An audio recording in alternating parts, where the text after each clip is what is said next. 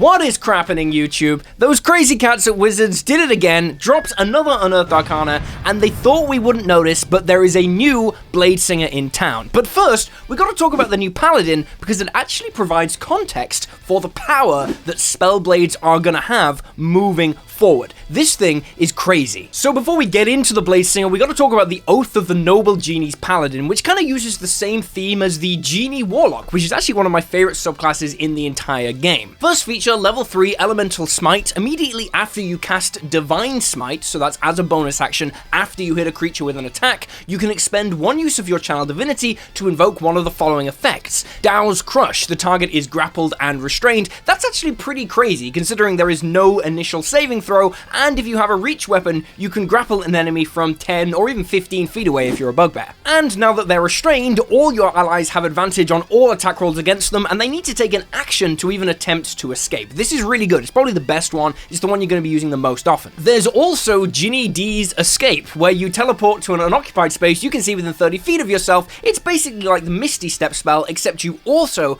can't be grappled, restrained, or knocked prone until the end of your next turn. This is niche, but you know, it's not bad. I can see it coming up if maybe you Divine Smite a creature that is otherwise grappling you, it lets you escape. Next, there is Afriti's Fury, which just deals 2d4 fire damage, and this is definitely the worst one. Honestly, Dow's Crush is going to translate to more damage 99% of the time by giving all your allies advantage on attack rolls against the target. Sometimes, maybe, if you're fighting an enemy that's vulnerable to fire damage, you'd pick this, but 5 average fire damage is just not very good for your Channel Divinity. Finally, there's Marriage Surge, pushes all creatures in a 15-foot emanation 10 feet away from you and knocks them prone. Honestly, without a saving throw, a free mass knock prone is very good. This will be especially good if you can fly and knock down a flying enemy, and spoiler alert, you get flight later in this subclass, so there is something there. Dow's Crush is the best one, but I like options. I'm down with flexibility. More choices is only good. However, it does suck that you only get 3 uses per long rest, and that's if you take a short rest somewhere in the day. None of these are quite as powerful as the really strong Channel Divinity options from other subclasses like Oath of Devotion and Oath of Vengeance, but they're still pretty good. You also get some spells. Mirror Image is nice, Conjure Minor Elementals is completely broken. However, remember, it's only really overpowered on spellcasting classes that can upcast it beyond 6th level. You're a Paladin, you only get this at level 13, and you can only ever upcast it to level 5, so it's not broken for you. It's still a very good spell, but bear that in mind when evaluating. This would be crazy on like a Valabard. It's not so crazy on a Paladin. Finally, at level 3, you get Genie's Splendor. When you aren't wearing medium or heavy armor, you get a bonus to your AC equal to your Charisma modifier. Holy cow, this is insane. Turtle species, carrying a shield, magic initiate background with the shield spell, and only a 16 in charisma gives you a standing AC of 27 on demand. That is while you are naked at level 3, and we only fight naked in this house. You can dump strength entirely by grabbing a single level in Warlock for the Pact of the Blade invocation, and then maxing out charisma and dexterity for godly AC as any species. Or maybe you go Loxodon and max out Constitution and Charisma for insane thickness and AC. This feature is worth building around all on its own. Dex-based Paladins rejoice. Level 7, you choose one damage type from Acid, Cold, Fire, Lightning, or Thunder damage, and you and all your allies in your aura of protection have resistance to that damage type, and you can change your choice at the start of every turn. So no matter the situation you are in, you and your nearby buddies will resist the most important damage type. You're fighting a red dragon, you resist fire, you get the idea. Level 15 plays into your tankiness even more. When you're hit by an attack, you can use a reaction to simply take half, and then the attacker needs to make a saving throw. On a fail, they take 4d10 plus your charisma modifier damage, or half as much on a success. This is not a bad feature, but you do only get 5 uses of it per long rest. Your level 20 Paladin transformation is pretty mid for this subclass. You turn it on as a bonus action, it lasts for 10 minutes, you get a fly speed of 60 feet, but you already could cast fly if you really wanted to, and then whenever you or an ally in your aura, which is 30 feet at this level, fails any d20 test, you can use a reaction to cause it to succeed instead. Sure, this can save you from a nasty failed saving throw or maybe force through an attack roll, but generally it's quite low power for a level 20 feature. However, because I think the best way to play this subclass is going to be with a level 1 Warlock dip, it doesn't really matter because you're never going to get that level 20 feature anyway. On the whole, this Paladin is kind of crazy. It's top tier with more variation than the other really powerful subclasses like your hack and slash, devotion, or vengeance. This might actually be the optimal paladin to multiclass with warlock and going all in on charisma. It's incredibly tanky and supports the party really well, and it makes dex-based paladins an option, which is something I've always wanted to be at least playable. Now they're actually pretty good. And maybe most importantly, this competes with the Bladesinger in a lot of meaningful ways. So I really wanted to talk about it before we dive in to see how they've changed that iconic class. Let's do this. Hey, do you want free stuff? I love free stuff! The only thing I want in the world more than free stuff is to go back in time and shoot a T-Rex in the face. But that's impossible. Or is it? Sounds like you need a time traveler's guide to dinosaur hunting. Hunt or be hunted in this epic 600+ page dinosaur expansion to D&D. Over 300 dinosaurs and prehistoric monsters, dinosaur mounts, cyborg dinosaurs, alien dinosaurs, and eldritch horrors. Can I play as a dinosaur? Bitch, you can play as 6 different dinosaur lineages.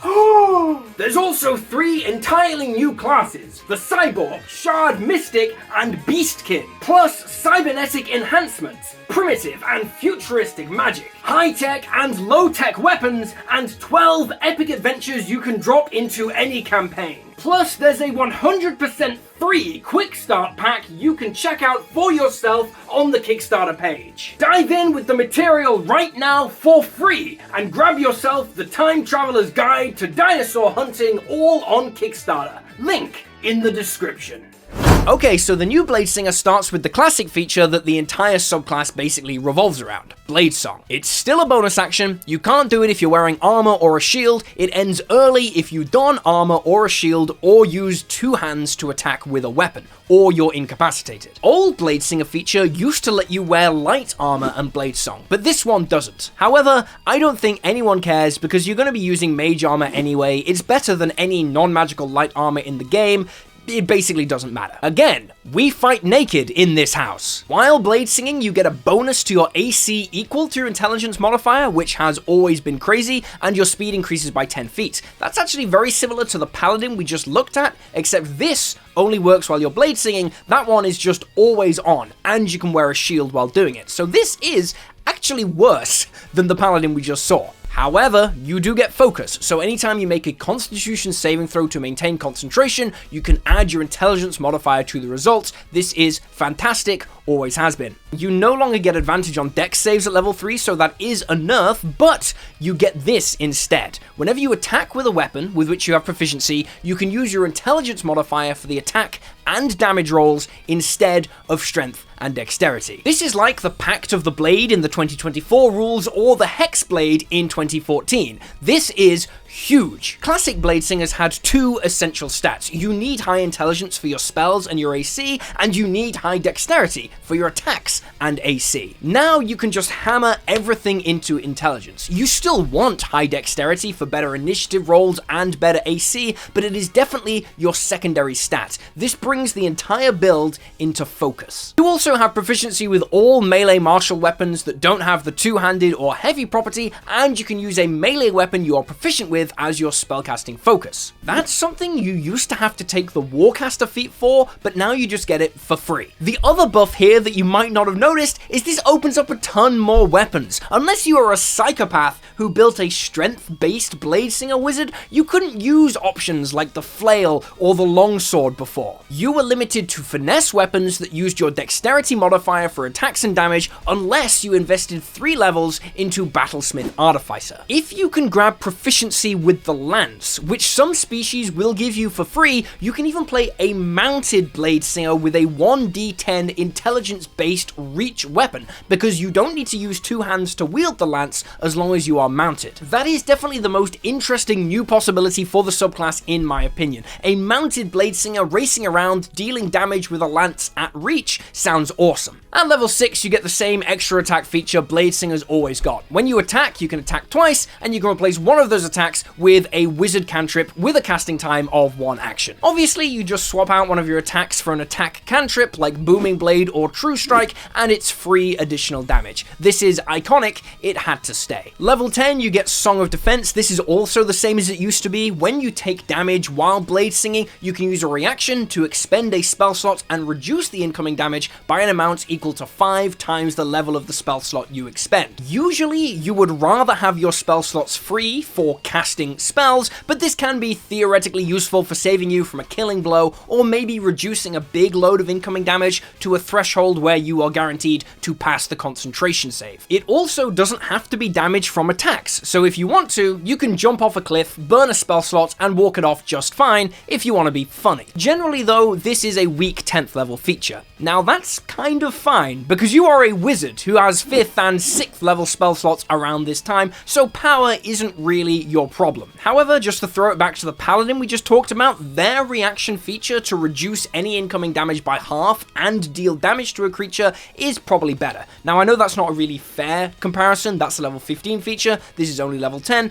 but you know, while we're drawing the parallels, I do think the Paladins edge the wizards out in terms of their reaction tankiness. Level 14 is totally new. The old Bladesinger feature used to let you add your intelligence modifier to the damage of your attacks. This effectively worked out at plus 10 damage per turn. The new version instead lets you make a single attack with a weapon as a bonus action after you cast a spell that has a casting time of 1 action. Obviously, this can let you squeeze out an extra attack after casting Wall of Force or Polymorph or whatever, but what it really is an extra attack every single turn. From level 14, you can attack twice as your action, replace one of those attacks with Booming Blade, and then because Booming Blade is a wizard spell with a casting time of 1 action, you can immediately follow it up with a bonus action 3rd attack. 3 attacks per turn as a wizard is insane, because you're probably going to be rocking some wild magic weapons by this point in the game, and you're almost certainly going to be upcasting Conjure Minor Elementals. With that spell going, every additional attack translates to an additional 30 damage, or something ridiculous like that. This whole thing is a power upgrade to the Bladesinger, no doubt. The ability to focus in on intelligence early brings a lot of focus to your build, and you still have the crazy AC backed up with the shield spell shenanigans the Bladesingers always did. You are still a wizard trying to fight on the front lines. This is probably never going to be the technical best wizard subclass in the game, but it's hella fun, and the extra power